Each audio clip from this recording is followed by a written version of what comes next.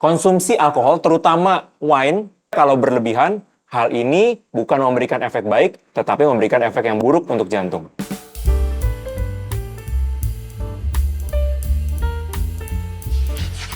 Halo Sobat Sehat Eka Hospital, kembali dengan saya Dr. Jansen, spesialis jantung dan pembuluh darah, konsultan aritmia di Eka Hospital BSD. Halo, saya Dr. Bayu Seka Putra, spesialis jantung pembuluh darah dari Eka Hospital BSD.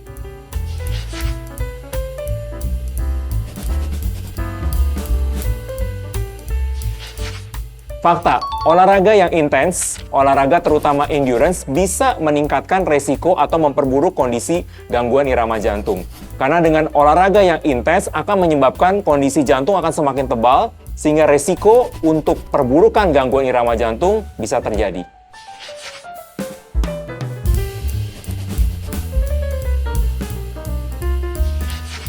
Fakta, jadi pada beberapa kasus ada kejadian, memang ada penelitian pada pasien-pasien yang kurang tidur atau sleep deprived itu bisa mengalami kondisi bisa beresiko lebih tinggi karena masalah jantung ketika dia berolahraga. Jadi memang udah ada faktanya, udah ada penelitiannya ke arah sana.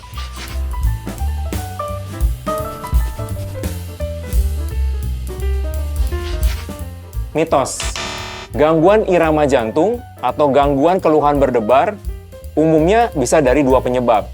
Penyebab pertama memang ada gangguan irama jantung yang kita kenal dengan aritmia. Sedangkan faktor yang kedua ada faktor dari luar jantung yang mempengaruhi sehingga jantung bisa berdebar-debar. Misalnya kelainan hormon tiroid, pasiennya cemas, pasien yang mungkin anxiety itu juga bisa menimbulkan berdebar-debar tetapi bukan karena aritmia atau gangguan irama jantung.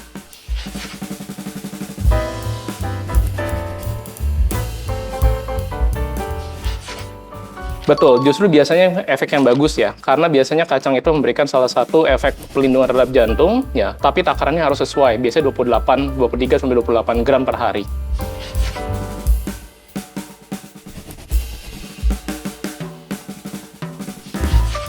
Fakta, ketika kita melakukan olahraga, maka kita disarankan untuk ada pemanasan, kemudian olahraga inti, setelah itu harus ada pendinginan. Ya, jadi tidak bisa kita langsung olahraga inti kemudian langsung berhenti. Karena jantung butuh waktu untuk mempersiapkan dan juga tubuh kita. Karena kalau misalnya kita langsung olahraga inti, maka akan banyak sekali asam laktat yang tertimbun dan bisa menimbulkan efek yang tidak baik untuk kesehatan, tidak hanya untuk jantung.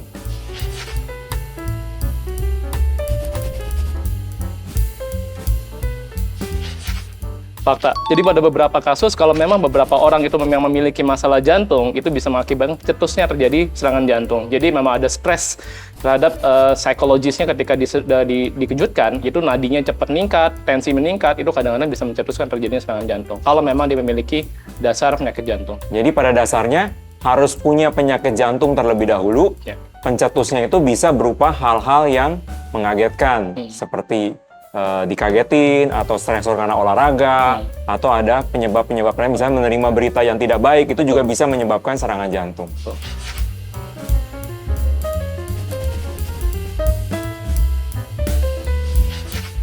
Mitos, seseorang yang sering pingsan, itu harus dicari tahu penyebabnya terlebih dahulu.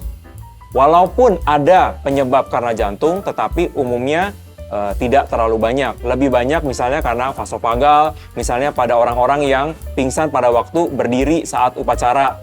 Ataupun pasien-pasien yang ternyata pada waktu pingsan, itu misalnya pada waktu tiba-tiba berdiri dia pingsan. Ada namanya hipotensi ortostatik. Jadi tidak harus selalu karena ada gangguan penyakit jantung. Bisa juga ada faktor-faktor yang lainnya. Termasuk dehidrasi juga bisa menyebabkan seseorang mudah pingsan, terutama pada pasien-pasien yang lebih tua.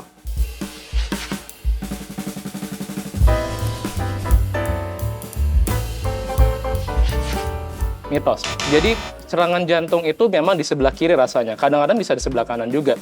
Tapi apakah semua serangan nyeri dada sebelah kiri pasti berhubungan dengan masalah jantung? Belum tentu. Karena di sini dada ini ada lapis-lapisannya.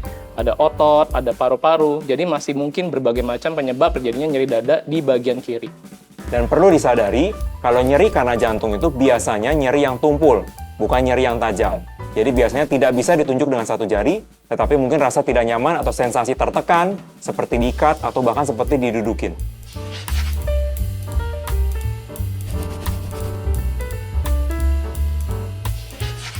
Fakta, salah satunya adalah gangguan irama yang paling banyak, yaitu atrial fibrilasi. Atrial fibrilasi kalau didiamkan, natural history-nya akan semakin memburuk. Mungkin awalnya hanya muncul setahun sekali, lama-lama setahun 2 kali, sebulan sekali, seminggu sekali, nantinya akan semakin sering dan muncul setiap hari. Jadi kalau punya gangguan irama jantung, terutama atrial fibrilasi, harus ditata laksana segera karena efek sampingnya akan semakin memburuk kalau tidak segera ditangani.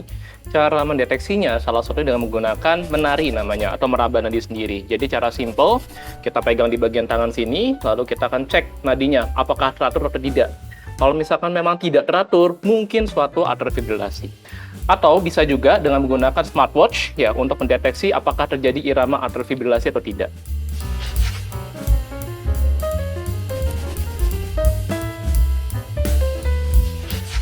Mitos. Jadi memang pada beberapa kasus, obesitas memiliki resiko lebih tinggi terjadi penyakit metabolik yang akhirnya berubah jadi penyakit jantung. Cuma masalahnya adalah pada pasien-pasien yang kurus pun tidak berarti dia bebas dari masalah penyakit jantung. Bisa aja dia memiliki masalah lainnya seperti hipertensi, diabetes, ya ataupun kondisi kolesterol yang tinggi, tetap memiliki resiko yang sama untuk mengalami penyakit jantung koroner. Penyakit jantung multifaktorial. Artinya, tidak hanya satu faktor saja yang menentukan, bisa karena obesitas, tetapi selain itu juga ada faktor-faktor yang lain yang menentukan.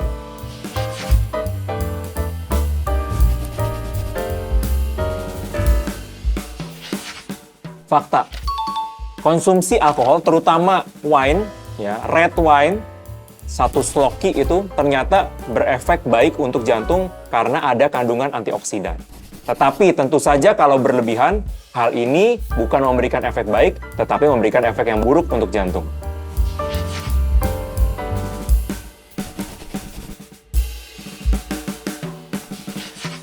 Mitos, belum tentu. Balik lagi, sifatnya multifaktorial. Jadi, kalau memang misalkan dia ada masalah lainnya selain memang masalah makanan yang dimakan, dia otomatis juga tetap memiliki resiko masalah penyakit jantung. Mungkin lebih terlindungi, ada beberapa kasus, ya, tapi tidak selalu pasti aman.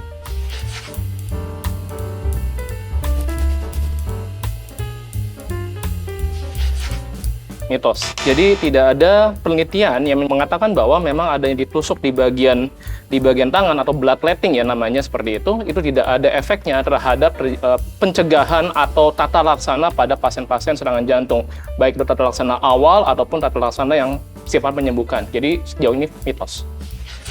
Oke, terima kasih sudah menonton edukasi sesi kali ini. Semoga berguna. Jangan lupa untuk cek sesi-sesi edukasi yang lain dari Eka Hospital di YouTube Eka Hospital.